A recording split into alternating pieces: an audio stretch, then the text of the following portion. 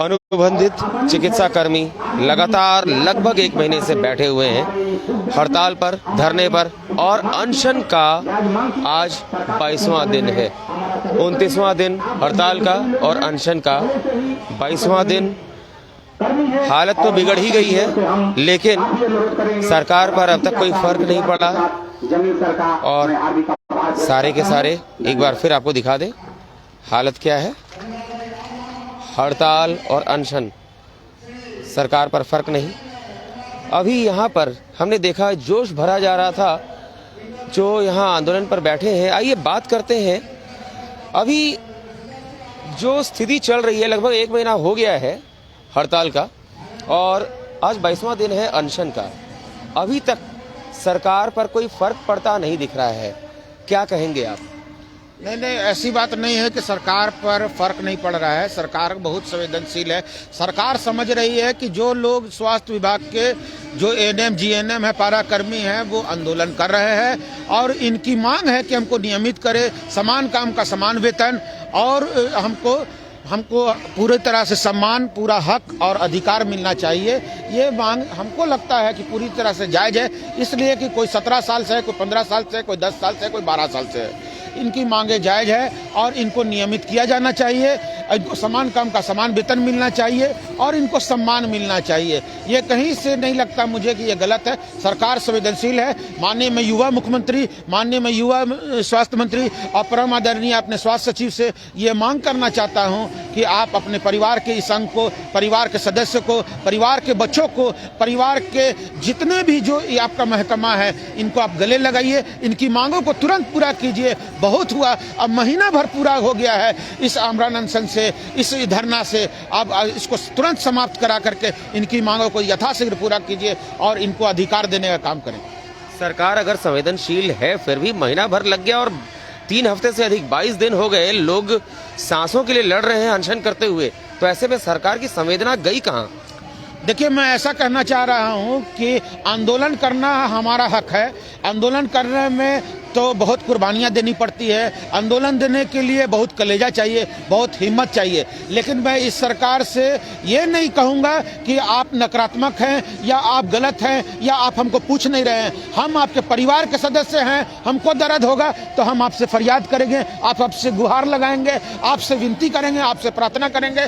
मेरा ये कहना है कि आप जो ये मांग रख रहे हैं कि हमको नियमित किया जाए और हमको समान वेतन मिलना चाहिए, हमको अधिकार मिलना चाहिए, हमको सम्मान मिलना चाहिए, ये निश्चित रूप से मिलना चाहिए। क्योंकि ये उदारवादी मुख्यमंत्री हैं। इन्होंने कई कर्मचारी संगठन के द्वारा किए गए काम को लेकर के कुछ मांगों को पूरा किया है। हम उसका बधाई भी देते हैं कि जैसे कि पेंशन, पुराना पेंशन देने का काम किया, उसी तर्ज पे यहाँ पर इन लोगों को भी नियमित रोजगार देना चाहिए, जिससे कि सरकार सुदृढ़, मजबूत और पूरी तरह से शक्तिशाली होकर के झारखंड का नाम चहुमुखी विकास के रूप में हो।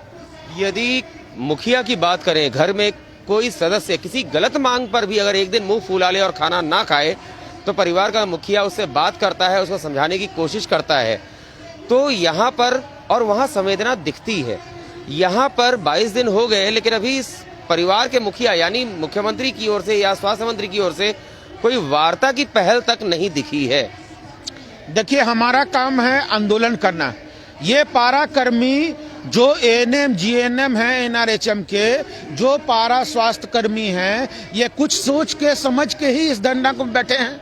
हम लोग का यहाँ पर नैतिक समर्थन है। हम लोग यहाँ पर आते हैं, उनको चूंकि हम लोग भी कर्मचारी संगठन चलाते हैं, हम लोग का पूरा ये सोच है, ये विचार है, पूरा साथ है नैतिक रूप में कि भाई इनकी मांग जायज है, इसलिए इनकी मांग पूरी होनी चाहिए।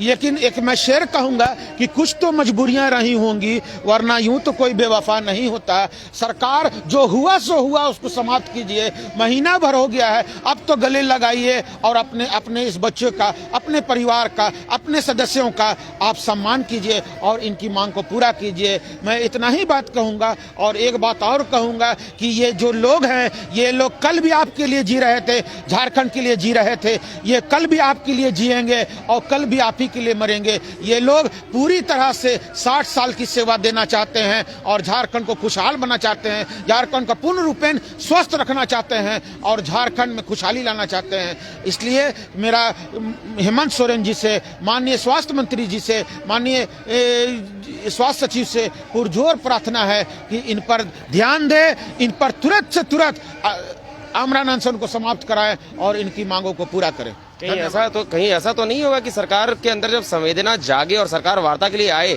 तब तक यहाँ कुछ अनहोनी घट जाए? देखिए, मैं तो ऐसा नहीं कहूँगा और न भगवान करे कि कोई अनहोनी घटे, कभी मैं नहीं चाहूँगा। क्योंकि सरकार जितना लंबा समय ले रही है, अब लोगों की जान पर आ रही है। मेरा एक चीज़ कहना है कि किसी की भी जान का बहुत बड़ा कीमत होता है और ये लोग कोई आम नहीं बैठे हैं। ये कोई 15 साल से, कोई 12 साल से, कोई 10 साल से सेवा दे करके यहाँ बैठे हैं। अपनी कुछ गुहार लगा रहे हैं, अपनी कुछ मांग रख रहे हैं, अपनी कुछ बात रख रहे हैं। सरकार संवेदनशीलता के तहत, अपनाइयत के तहत, गंभीरता के तहत मिल करके इनको गले लगाएं और इनको मांग को यथाशीघ्र पूरा करे और ये आमरण अनशन को तुरंत से तुरंत समाप्त कराए। इसका मैं प्रार्थना करता हूँ, पुरजोर मांग करता हूँ माननीय हेमंत सोरेन जी से हाथ जोड़ करके। परिचय दीजिए। आदिल जहीर, झारखंड राज्य कर्मचारी महासंघ, कार्यकारी राज्य अध्यक्ष। तो ये आदिल जी थे जिन्होंने कहा कि सरकार में संवेदनाएं हैं और उम्मीद है कि जल्द ही इस मामले का समाधान निकलेगा, लेकिन अभी जो स्थिति है ये अच्छी कहीं से भी नहीं कही जाएगी। अभी भी हालत वही है, लोग भूखे प्यासे यहाँ बैठे हुए हैं, पड़े हुए हैं। और हमारे साथ आलोक जी भी हैं, आइए इनसे भी बात करते हैं। आलोक जी, क्या लगता है, 22 दिन हो गए, अभी आदिल जी ने कहा कि सरकार संवेदनशील है, लेकिन 22 दिन लग जाता है संवेदना दिखाने में और उसके बाद भी कोई ना जागे, तो इसको संवेदना किस हद तक माना जाएगा?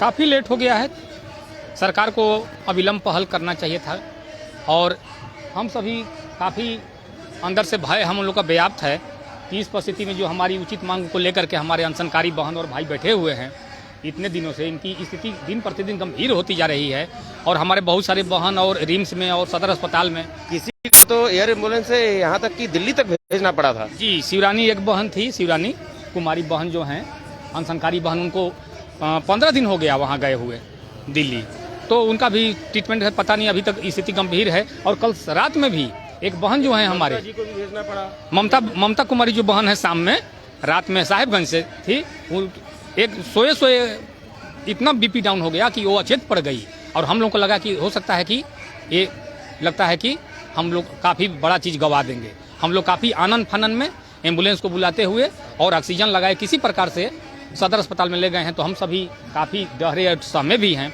और निश्चित रूप से या सरकार को अविलंब संवेदनापूर्वक काफ़ी लेट होने के बावजूद भी हम सभी आशान्वित हैं, क्योंकि सरकार की वादा, सरकार की चुनावी घोषणा और सरकार को याद दिलाने के लिए हम सरकार के घर के बच्चे और इस राज्य की जनता हैं। इसलिए निश्चित रूप से हम शांतिपूर्वक अनुशासनात्मक ढंग से जो लोकतांत्रिक तरीके से हम लोग यहाँ बैठे हैं और आशान्वित हैं और हम सभी निश्चित रूप से आशा करते हैं कि तत्काल माननीय स्वास्थ्य मंत्री जी जो हमारी बातों को अभी तक अनदेखा कर रहे हैं और स्वास्थ्य सचिव, सभी आला अधिकारी और माननीय मुख्यमंत्री स्तर से कहना चाहता हूं कि हमारी बातों को गंभीरतापूर्वक लेकर के हमारी एक सूत्री मांग सीधा समायोजन का पहल करें और हमारी जो बीच एक सूत्री मांग, जायज मांग को लेकर के बैठे हुए हैं, एक नियमितीकरण और समायोजन को लेकर के बहन और भाई का आमरण अनशन तोड़वाएं, जल्द से यहाँ हैं। हम सभी उनके बच्चे हैं, इसलिए पिता तुल्य हमारे गार्जियन माननीय हमारे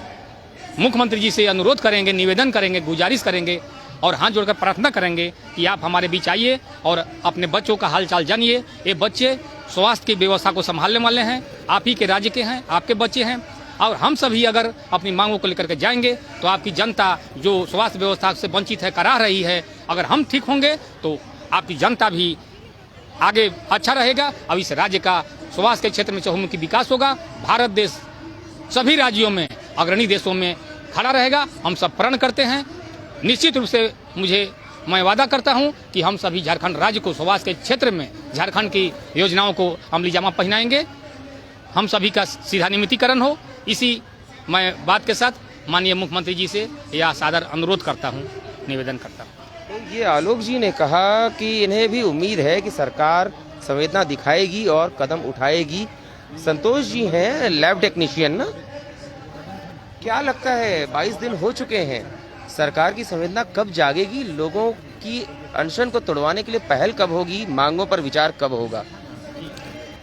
जी हाँ, 22 दिन हो गए हैं, लेकिन 22वें दिन की सुबह भी उम्मीद की किरण के साथ हुई कि शायद आज कुछ मेरे लिए बेहतर हो, परंतु दोपहर होते होते तक, शाम होने तक वह निराशा में बीत जाता है कि आज भी सरकार फिर हमें वही पुरानी राह पर लेकर चली गई और हमारे लिए कुछ नहीं सोच सकी। सरकार कहीं किसी अनहोनी का इंतजार तो नहीं कर रही?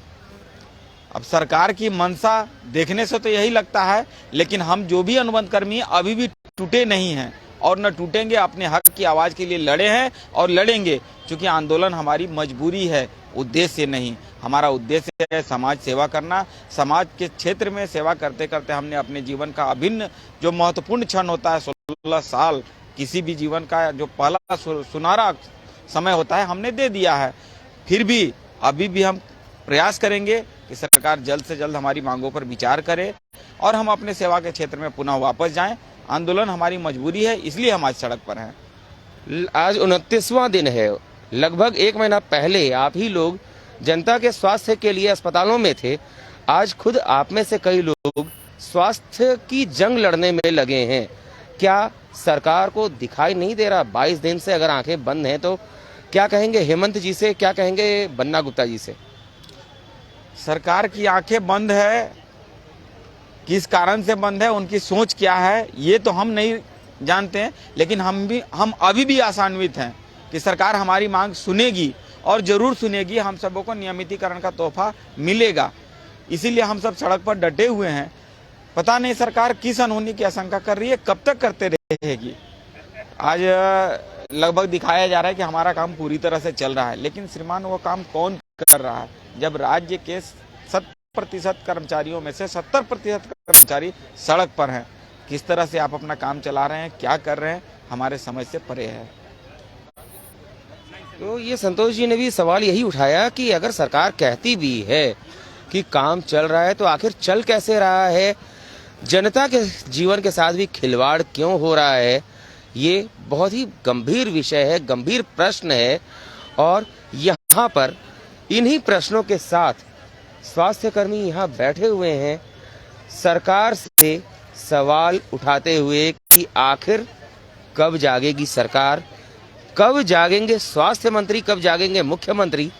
लोगों के जीवन के साथ, मात्र इन्हीं चिकित्सा कर्मियों के जीवन की बात नहीं है, राज्य की जनता के जीवन की बात है। और ऐसी स्थिति में जनता के जीवन, स्वास्थ्य कर्मियों के जीवन, इनके भविष्य, इनके बच्चों के जीवन के साथ खिलवाड़ कर रही है अगर सरकार, तो ऐसी स्थिति में कैसे कहा जाए कि ये जनता की सरकार है? जनता को अगर चुनी हुई सरकार से उसके अधिकार नहीं मिलते हैं तो स्वाभाविक सी बात है जनता के मन में रोष उत्पन्न होगा। और वो आज दिख भी रहा है। यहाँ पर सारी बहनें, सारे चिकित्सा कर्मी अनशन पर बैठे लोगों की स्वास्थ्य की दुआ लेकर अपनी मांगों के समर्थन में यहाँ पहुँचे हुए हैं। और आपको दिखा दें कि बिस्तर पर जितने लोग यहाँ थे, आज फिर कई लोगों की तबीयत गड़बड़ होने के कारण अस्पताल ले जाया गया है। हालत ऐसी हो गई है कि अब अगर सरकार नहीं जागी तो सरकार को ये समझना होगा कि कहीं उसके जागते जागते बहुत देर ना हो जाए। और अगर देर होने की आशंका होती है तो घर का मुखिया तुरंत जागता है और परिस्थिति को संभालने की कोशिश करता है। लेकिन यहाँ सरकार के मुखिया कब जागेंगे, परिस्थितियों को कब संभालेंगे, ये कहना मुश्किल है। रांची से ब्यूरो रिपोर्ट।